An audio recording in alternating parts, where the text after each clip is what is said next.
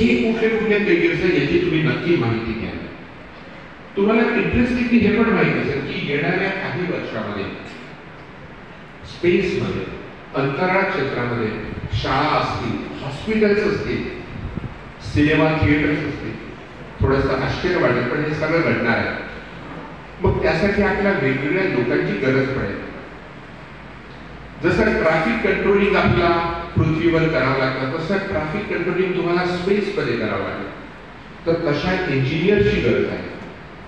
ज्या तुमच्यासारख्या मुलांना जर शास्त्रज्ञ बनण्याची इच्छा असेल इस्रोमध्ये तर त्याच्यासाठी परीक्षा असते. त्या परीक्षेबद्दल अनफॉर्च्युनेटली फार कमी लोकांना माहिती आहे. तुम्हाला हे तर माहीत असेल की एक नीट नावाची परीक्षा असते. ज्या विद्यार्थ्यांना नीट कशासाठी असते कोणाला माहिती आहे? नीट परीक्षा दिल्याने काय होतं? येस, डॉक्टर बनता. Very good. मेडिकल कॉलेजला तुम्हाला ऍडमिशन मिळतं नीटच्या परीक्षेमुळे. तर तुम्हाला ते माहित आहे.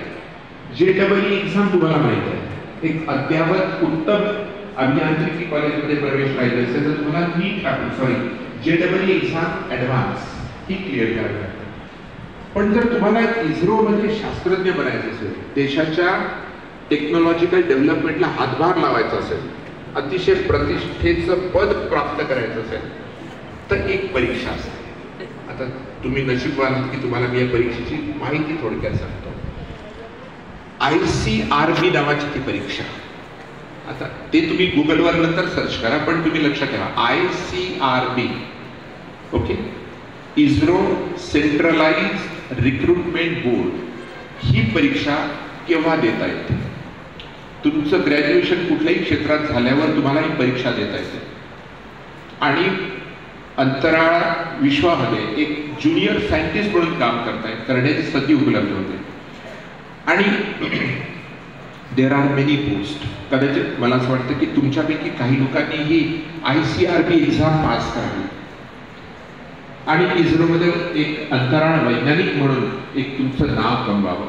तुमच्या कुटुंबाचं नाव होईल, तुमच्या शाळेचं नाव होईल आणि देशाला तुमची फार मोठी मदत लागणार. तर ICRB एक्झाम काय आहे? मग तुम्ही इंटरनेटवर चेक करावं की काय बरं त्याचा सिलेबस असेल, कशा पद्धतीने तयारी करावी लागेल. जे विद्यार्थी 9वी 10वी 11वी 12वी मध्ये अतिशय मन लावून अभ्यास करतात, घोकंपट्टीचा अभ्यास नाही, समजून अभ्यास करणारे मुलं, जे तर्कनिष्ठ म्हणजे लॉजिकल स्टेप्स मांडणारे मुलं, ज्यांचे डोळे आणि ज्यांचे डोके ओपन आहेत, जे एका ध्येयाने प्रेरित झालेले लोक आहेत, अशा लोकांसाठी उत्तम संधी आहे. भारत एक विश्व रेकॉर्ड करण्याच्या तयारीत आहे. आता बघा